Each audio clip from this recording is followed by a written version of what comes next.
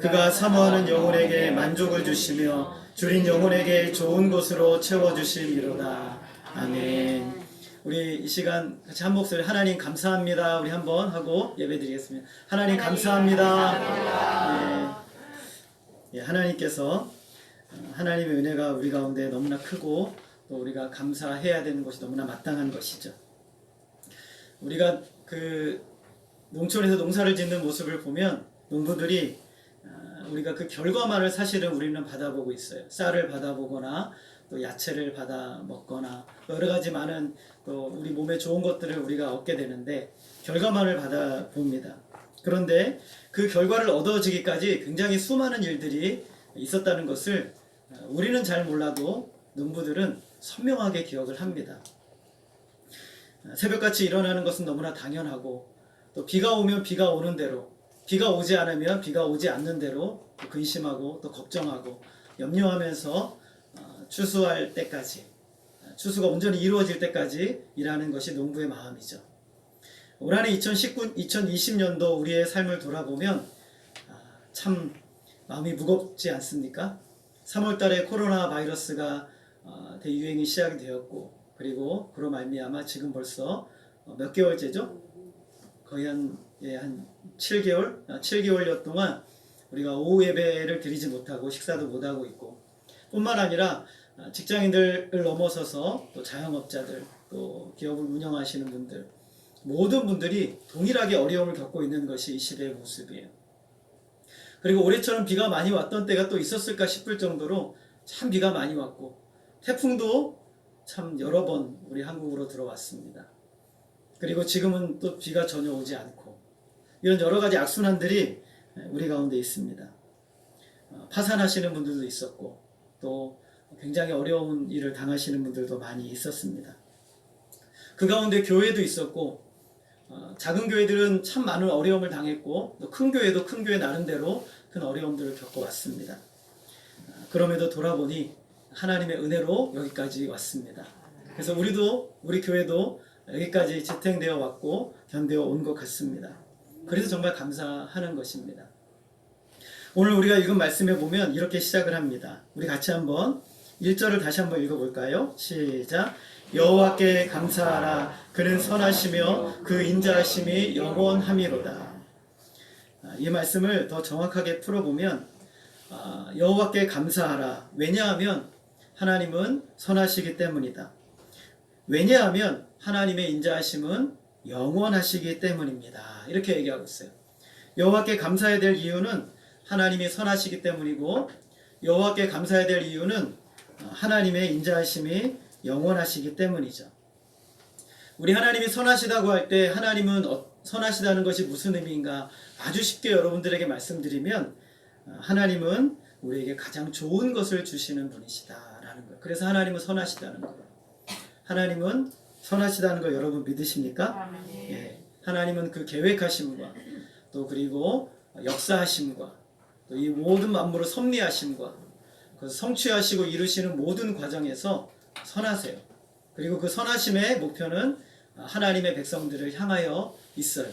그래서 하나님은 선하신 거예요. 하나님의 인자하심이 영원하다는 것은 더 쉽게 말하면 하나님의 사랑이 영원토록 지속이 된다는 거예요.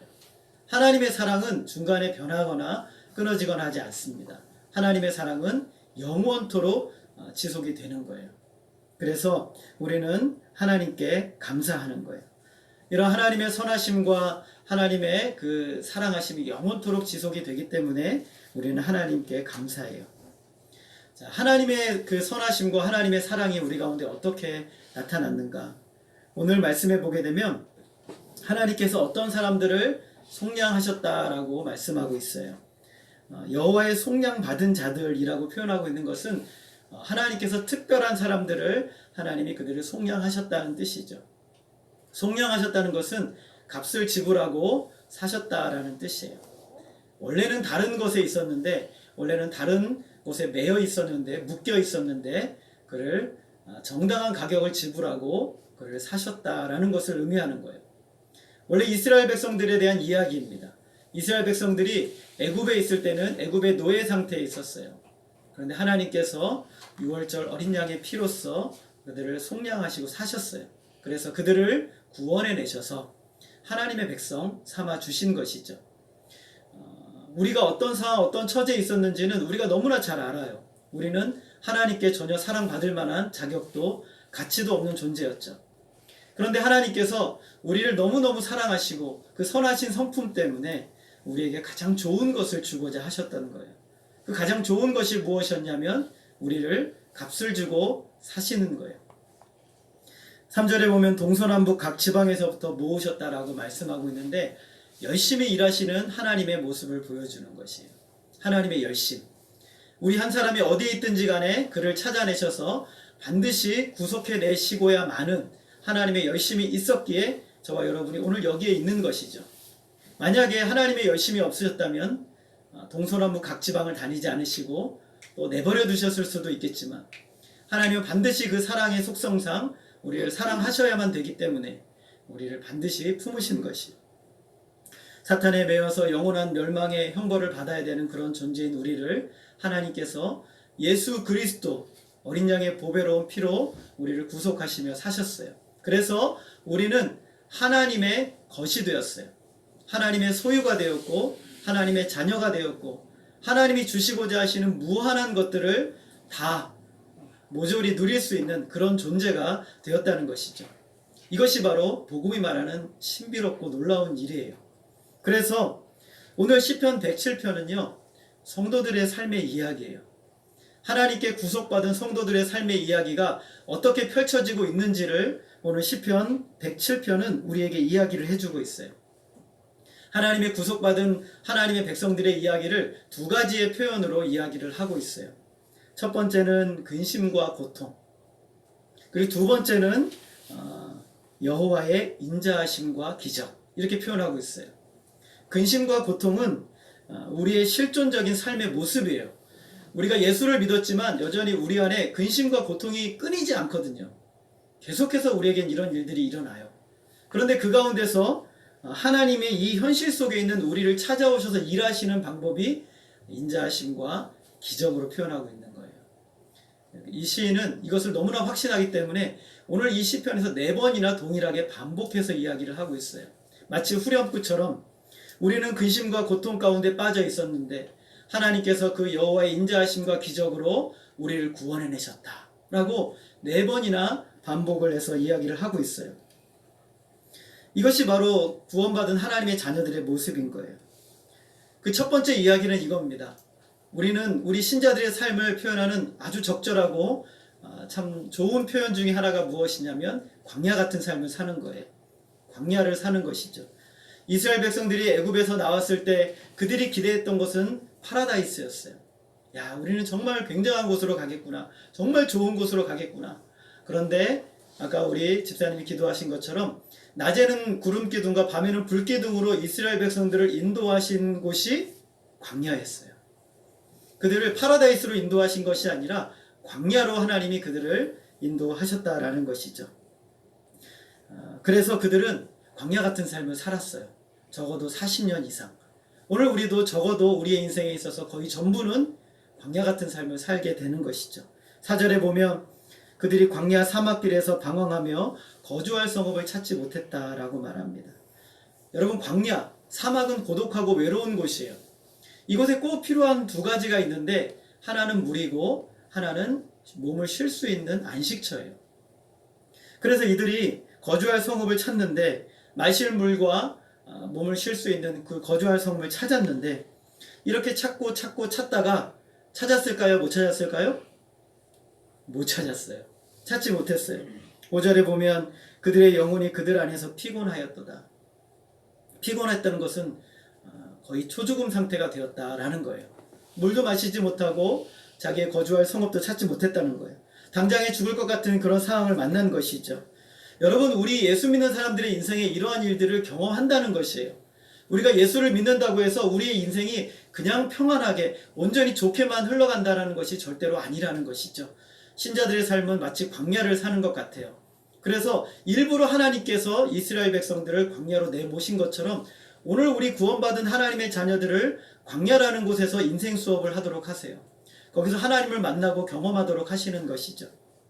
얼마나 혼자서 애쓰고 수고합니까? 우리의 지금 올 한 해의 삶만 해도 얼마나 힘들고 어려웠습니까? 여러 가지 많은 고단하고 지치고 피곤한 우리들의 삶이에요. 열심히 수고하고 애써서 이제는 좀 쉬고 싶은 마음이 드는데, 그런데 또 우리 머릿속에서는 해야 될 일들이 우리 머릿속에 맴돌기 시작하죠.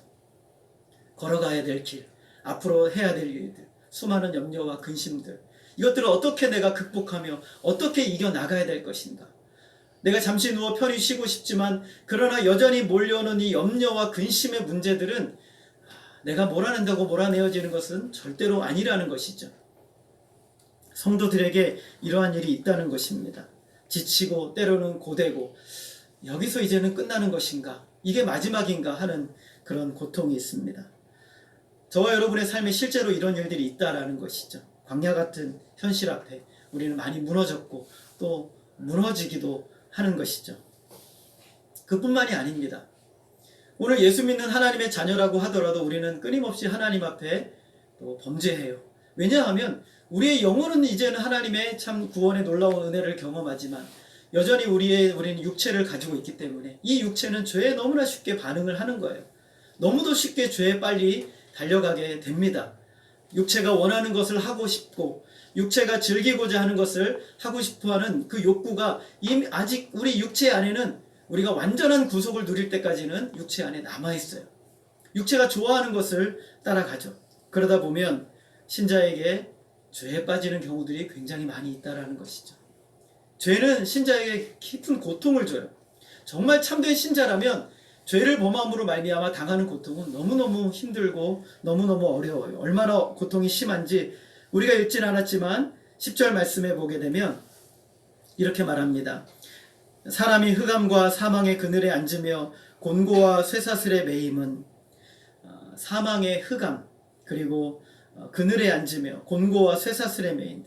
여러분 흑암을 경험해 보셨습니까? 앞뒤 분간할 수 없는 캄캄한 그런 곳.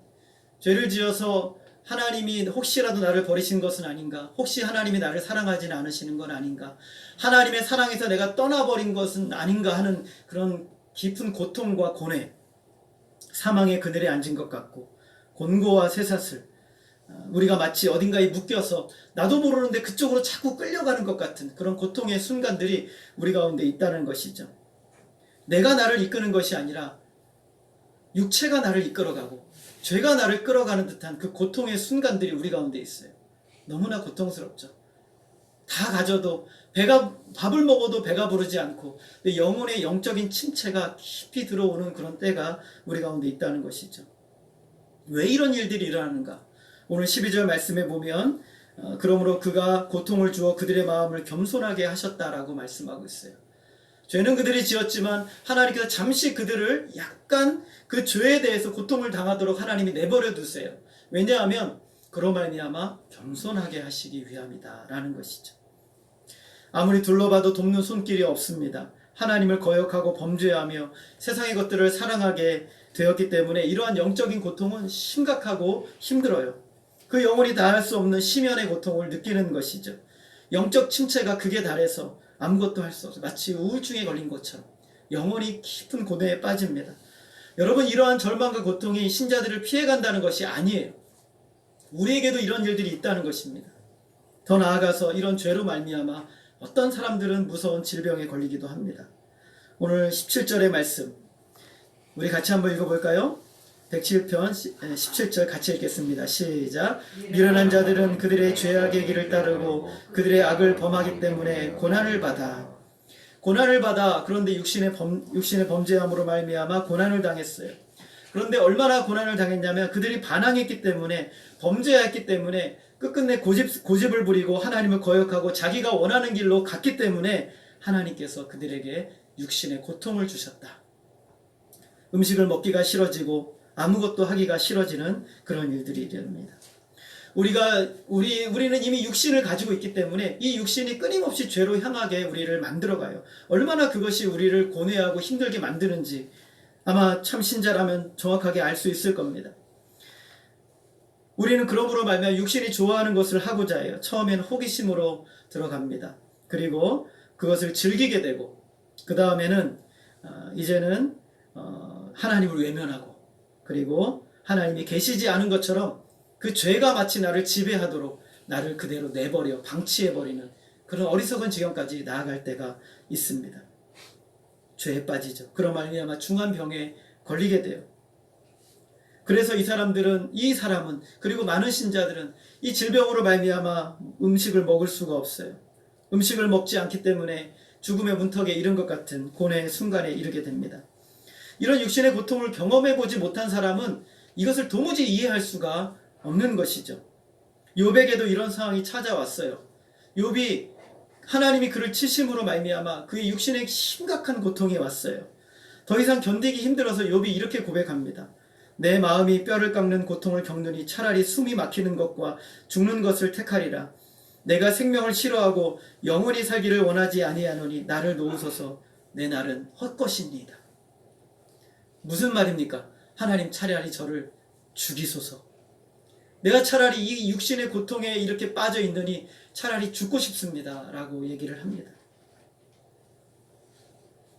제가 수요일마다 이제는 시한부 인생을 살고 있는 호스피스 병원에 가는데 그분들이 예수를 믿건 안 믿건 동일하게 하는 이야기들이 있어요. 너무 고통이 심하니까 차라리 빨리 죽었으면 좋겠는데 우리나라 의료시술이 시스템이 너무 잘 돼 있어서 죽을 것 같으면 살려내고 죽을 것 같으면 살려내는 거예요.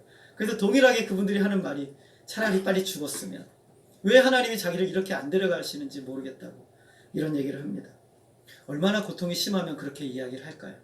얼마나 육신의 고통이 심하면 그런 이야기를 하게 될까요? 말로 표현할 수 없는 그런 육신의 고통이 그를 짓눌러서 아무것도 할 수 없는 상황이 된 것이죠. 여러분이 육신이 건강하다면 더욱 감사하십시오. 여러분이 육신이 걸어다니고 마음껏 뭔가를 할 수 있다면 더욱 많이 감사하십시오. 여러분, 그것을 누리지 못하는 사람들이 얼마나 많이 있는지 모릅니다. 또 한 사람이 나옵니다. 자신의 능력으로 자신만만하게 살아가는 사람들. 겉으로 보기에는 잘 되는 것 같죠. 하는 일마다 다 잘 됩니다. 그는 자신의 능력을 자랑하고 자기를 높입니다. 우리 107편 23절 한번 읽어보겠습니다. 우리 성경을 좀 펴셔서 자 23절 같이 읽겠습니다. 시작. 배들을 바다에 띄우며 큰 물에서 일을 하는 자는 이 말은 여기까지만 읽겠습니다. 이 사람들은 굉장히 자신만만한 사람이죠. 배들을 바다에 띄우는 어부를 말합니다. 그는 두려움이 없죠. 큰 물에 배를 띄운다는 것은 큰 물에 자신감이 있고 거기에서 경험이 충만하고 그리고 굉장히 잔뼈가 굵었다라는 표현을 이렇게 하고 있는 겁니다. 그래서 그는 파도를 잘 알고 물때를 잘 압니다. 어떻게 파도를 피하고 어떻게 물때에 나가 고기를 많이 잡을 수 있는지를 정확하게 알고 있는 사람이 바로 이 어부입니다. 그래서 바다를 두려워하지 않죠. 여러분, 세상에 이런 사람들이 참 많이 있습니다. 세상에 능력이 있고 경험이 있고 굉장히 많은 것들을 갖춘 사람들이 있죠. 이런 사람들 뭐든지 척척척 해내고 그리고 성공도 많이 했고 가질 만큼 가졌어요. 굉장히 모든 것을 가졌기 때문에 두려움이 없습니다. 담대해 보이죠. 그런데 어떻습니까? 여러분, 이 사실을 절대 잊으시면 안 됩니다. 따라하겠습니다. 하나님이 바다를 다루십니다. 여러분, 하나님이 무엇을 다루신다고요? 하나님이 바다를 다루십니다. 그가 아무리 경험이 있고 아무리 놀라운 능력이 있어도 하나님이 바다를 다루신다는 사실을 잊으면 안 되는 거예요. 하나님께서 바다를 다루세요. 사랑하는 성도님들, 여러분의 인생에 있어서 여러분의 인생의 모든 것을 하나님이 다루신다는 것을 절대 잊지 마시기를 바랍니다. 하나님은 우리가 경험한 모든 것보다 그 어떤 상황과 어떤 환경도 하나님은 다 다루십니다. 하나님은 세상의 모든 질서를 다 다루시는 분이세요. 경제를 다루시고 문화를 다루시고 정치를 다루시고 나라의 모든 질서를 하나님이 다 다루십니다. 그런데 이 시인은 오늘 여기 나온 사람은 이 사람은 그걸 몰랐어요. 하나님이 다루신다는 걸 몰랐어요. 아니, 지식적으로는 알고 있었어요. 머리로는 알고 있어요. 하나님이 섭리하십니다. 하나님이 다스리십니다. 머리로는 알고 있어요. 그러나 실제 삶에 있어서는 인정하지 않아요. 자기가 주인이 되어 있는 것이죠. 그의 힘으로 되어지는 줄 알았습니다. 그런데 어때요? 하나님이 다루기 시작합니다. 하나님이 바다에게 명령하십니다. 광풍아 일어나라. 바닷물 껴라. 솟구쳐라. 하나님이 바다에게 명령하세요. 광풍아 일어나라. 바닷물 껴라. 솟구쳐라. 그의 인생의 경험과 그의 가치와 그가 가진 모든 것들을 한번 다 무너뜨려 봐라. 하나님이 명령하세요. 파도가 일기 시작합니다. 한 번도 경험하지 못한 일을 맞이하게 됩니다. 26절과 27절 말씀 제가 읽어보겠습니다. 그들이 하늘로 솟구쳤다가 깊은 곳으로 내려가나니 그 위험 때문에 그들의 영혼이 녹는도다. 그들이 이리저리 구르며 취한 자같이 비틀거리니 그들의 모든 지각이 혼돈 속에 빠지는도다. 산더미 같은 파도가 일어나서 배가 하늘로 솟구칩니다. 그리고 또 갑자기 바다를 향해 내리달아 떨어집니다. 이 때문에 이리저리 구르고 그리고 마치 술 취한 사람처럼 중심을 잡지 못하게 됩니다. 그는 바다의 전문가였는데, 그는 어부의 전문가였는데 하나님이 바다를 다루시자 속수무책이 되어버립니다. 이 세상의 모든 분야의 전문가였는데 하나님이 경제를 다루시니 나라가 흔들리고, 하나님이 이 세상의 문화를 다스리니 그거를 가지고 최고라고 여겼던 사람들이 자신의 경험이 무너지는 역사를 경험하는 것이죠. 어떻게 됩니까? 이제 죽었구나 라고 생각이 드는 거예요. 이제 죽었구나. 그들의 힘으로 통제가 안 된다는 것을, 하나님이 다루신다는 것을 그제서야 알게 되는 것이에요.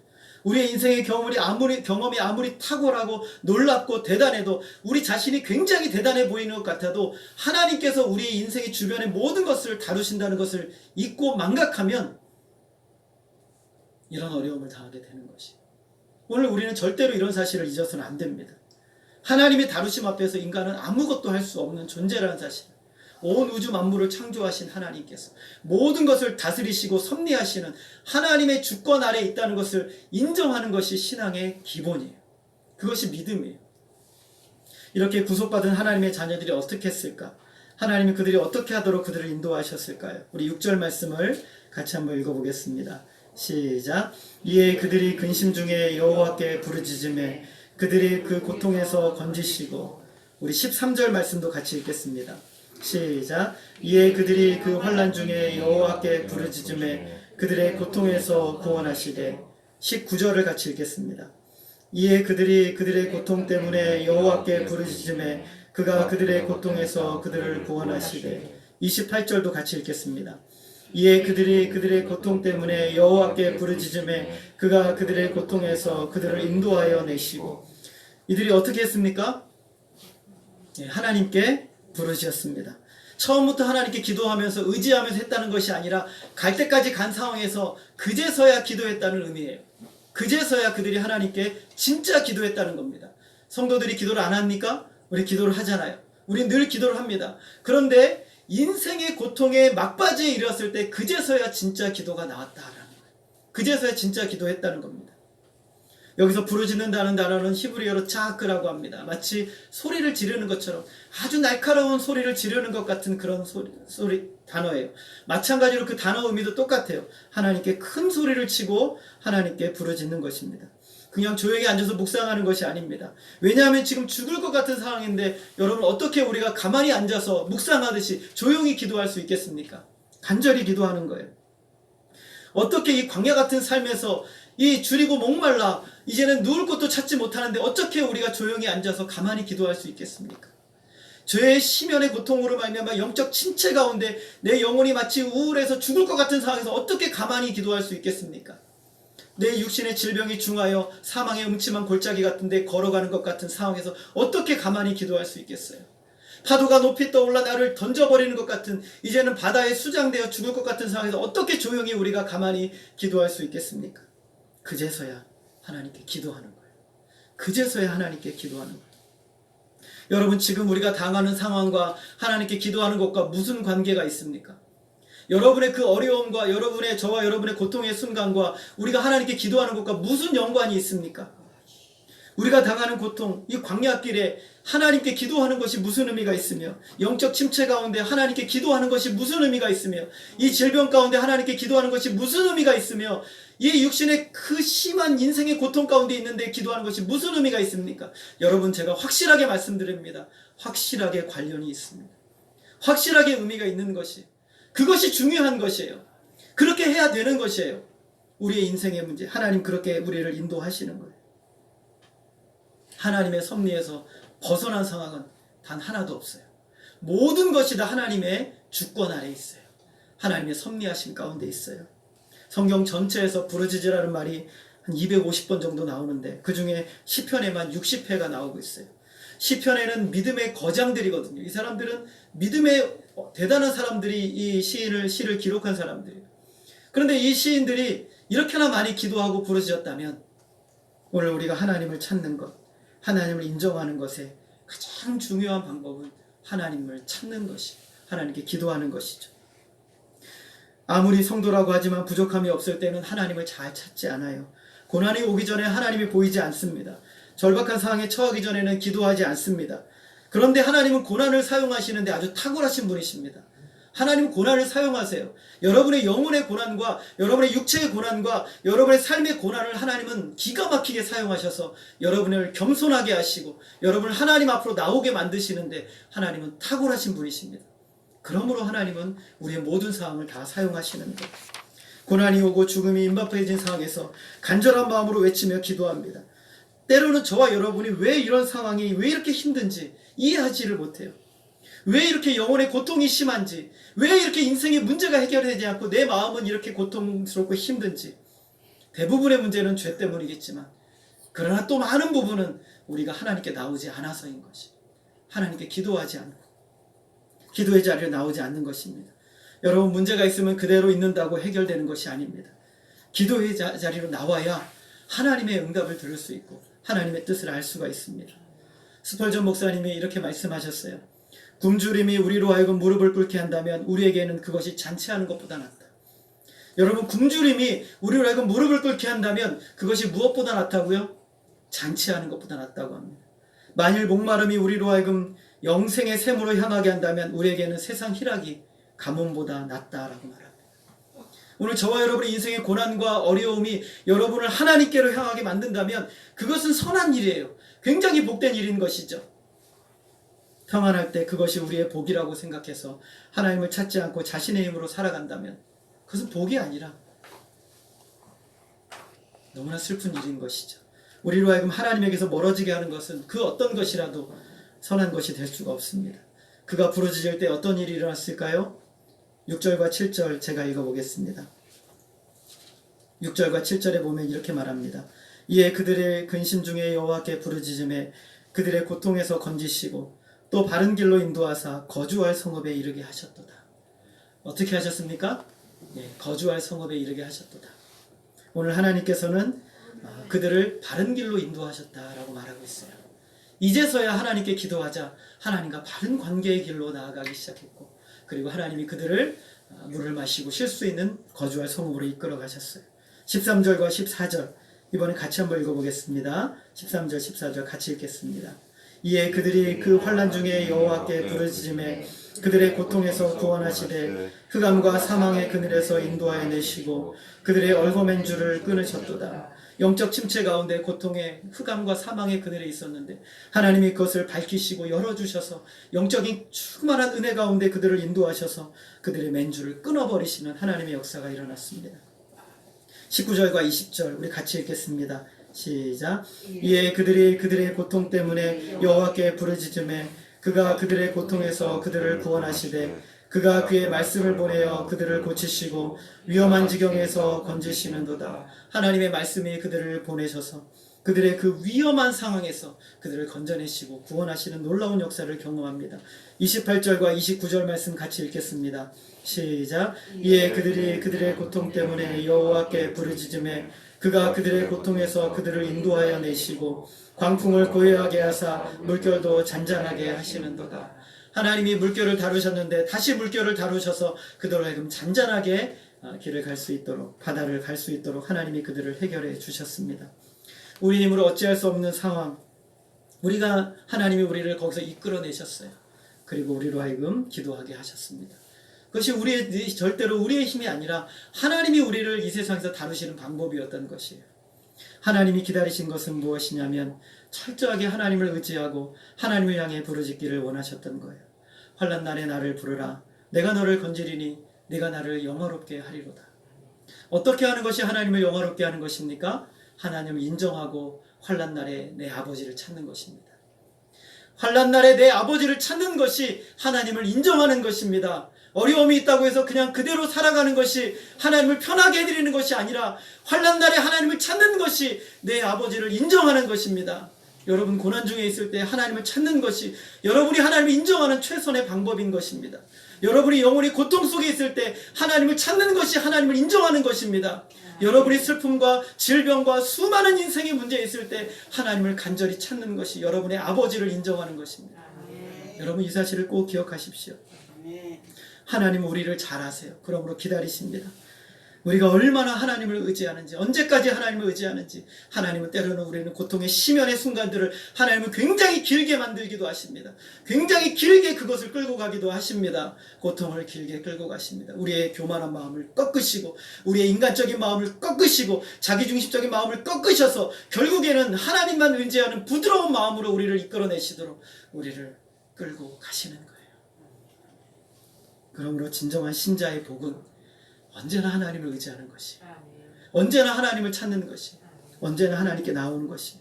마치 우리가 기도했더니 들어주신 것처럼 하나님이 그렇게 역사하셨어요. 그건 아니에요. 하나님이 이미 준비하고 계셨던 거예요. 이 모든 것을 어떻게 이루셨어요? 하나님이 실패하지 않는 그 사랑이 이룬 겁니다. 8절 말씀 제가 읽어보겠습니다. 시편 107편 8절에 보면 우리 같이 한번 읽겠습니다. 시작. 여호와의 인자하심과 인생에게 행하신 기적으로 말미암아 그를 찬송할지로다. 똑같은 말씀이 15절과 21절과 31절의 말씀에 나옵니다. 모든 인생의 결말에 나오는 말씀들이 바로 이거예요. 무엇이냐면 여호와의 인자하심과 인생에 행하신 기적으로 말미암아 그를 찬송하라. 다른 말로 하면 하나님께 감사하라는 것이에요. 오늘 우리 인생이 돌아보면 모든 인생의 마지막마다 그 결말마다 무엇이 있었냐면 여호와의 인자하심과 인생에 행하신 그 기적, 그것이 우리에게 있었다라는 것이. 여러분 매일의 삶은 기적이에요. 여러분이 살아가는 것, 우리가 오늘을 호흡하고 살아가는 모든 순간은 하나님이 베푸신 기적이에요. 그것을 우리가 기억해야 됩니다. 우리가 걸어온 길을 돌아보세요. 올 한 해를 한번 생각해 봅시다. 어떻게 여기까지 왔어요? 코로나 바이러스로 인해서 망할 것 같고 무너질 것 같고 교회들이 다 문을 닫을 것 같고 정말 우리가 예배드리지 못할 것 같은데 하나님이 여기까지 우리를 인도하셨어요. 얼마나 우리가 다 끝날 것 같은 상황 가운데 얼마나 많이 있었습니까? 하나님은 우리를 버리지 않았어요. 실패하지 않는 하나님의 사랑, 포기하지 않는 하나님의 사랑이 저와 여러분을 여기까지 인도하셨어요. 여러 가지 환경들, 상황들, 그리고 인간적인 한계와 제한들 때문에 계속해서 우리는 무너지고 넘어집니다. 그러나 하나님의 사랑은 절대로 실패하지 않아요. 여러분 이 사실을 꼭 믿으시기를 부탁드립니다. 천재지변이나 어떠한 사항이나 여러분의 내면의 고통이나 여러분의 죄에 대한 문제나 모든 부분에 있어서 하나님은 그 나라 갈 때까지 완벽하게 다루셔서 우리를 아름답게 만드실 거예요. 그것이 우리의 소망입니다. 그래서 오늘 우리는 감사할 수 있는 거예요. 하나님은 우리에게 가장 좋은 것을 주시는 선하신 분이세요. 거기다가 하나님 우리를 너무나 사랑하세요. 그러므로 자기 아들 독생자까지 아끼지 않고 내려주시고, 그리고 너무너무 놀랍게 성령님을 우리 안에 내주하게 하셔서 우리를 하여금 영원한 나라까지 안전하게 인도해 가세요. 과정에 여러 가지 인간적인 육신의 모습들이 있지만 하나님께서 그걸 육신의 모습을 꺾으시고 무너뜨리셔서 결국에는 하나님의 온전한 하나님의 백성으로 만드셔서 주님께로 이끌어 가시는 겁니다. 여러분 이 사실을 생각할 때 감사하시기를 부탁드립니다. 그래서 결론이에요. 43절 말씀 우리 같이 한번 읽겠습니다.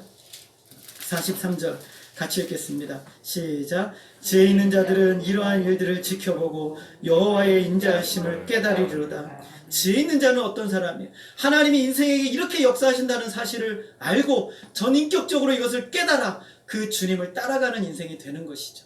이것이 바로 지혜 있는 삶인 것입니다. 여러분 오늘은 추수감사주일입니다.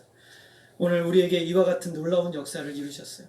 아까 우리 영상에서 감사할 이유가 있어서 감사하는 것이 아니라 감사할 이유가 없어도 감사해요. 그러나 더 거기 하나 우리가 추가해야 될 게 뭐냐면 하나님만으로 감사하는 거예요. 하나님이시기 때문에 감사하는 거예요. 하나님이 우리 아버지이시기 때문에 감사하고. 그래서 여러분 올 한 해 돌아보시고 이제 남은 우리가 20년도 얼마 남지 않았습니다. 어떻게 우리가 살아가야 됩니까? 여전히 우리에게는 이 네 가지의 고통이 계속 반복해서 오고 있어요. 영적인 고통과 또 찾지 못하는 내 인생의 광야 같은 삶, 그리고 때로는 육신의 질병 같은 것이 오고 내 인생의 자만함으로 뭔가를 하려고 하다가 무너지는 일들이 수없이 일어납니다. 그때마다 우리 어떻게 해야 됩니까? 하나님을 의지하고 하나님께 기도하고 그제서야라도 기도할 수 있는 하나님의 백성들의 삶이야말로 하나님이 기다리시는 거예요. 오늘 저와 여러분의 인생에 있어서 올 한해 추수감사주일의 감사가 정말 하나님이 이렇게 우리를 사랑하신 하나님의 은혜의 감사가 여러분의 매일의 삶에 더욱 넘치시고 이 은혜로 말미암아 살아가시는 저와 여러분 되어지기를 주님의 이름으로 소원합니다. 기도하겠습니다. 하나님 아버지, 정말 우리들의 삶을 돌아보면 하나님 앞에 그 무엇도 온전하게 드릴 수 있는 것이 없음을 고백합니다. 그러나 하나님 우리를 구속하시고 놀라운 하나님의 은혜를 베풀어 주시며 매일의 삶에 우리가 무엇이 간데 이렇게 깊이 관여하시고 오늘 우리의 삶을 주도 면밀하게 붙들어 가시는 하나님의 은혜에 인하여 감사를 드립니다. 우리 한 사람 한 사람의 삶의 수많은 여정 가운데 그들과 소통하시고 그들과 교제하시며 그들과 함께하기를 원하시는 하나님의 놀라운 사랑과 은혜에 감사하며 정말 우리의 남은 생 오직 주님의 영광을 위해서 온전히 드릴 수 있는 믿음의 삶이 될 수 있도록 역사해 주시옵소서. 하나님만이 홀로 영광 받아 주시기를 원하오며 예수님의 이름으로 기도하였습니다. 아멘. 우리 찬송가 580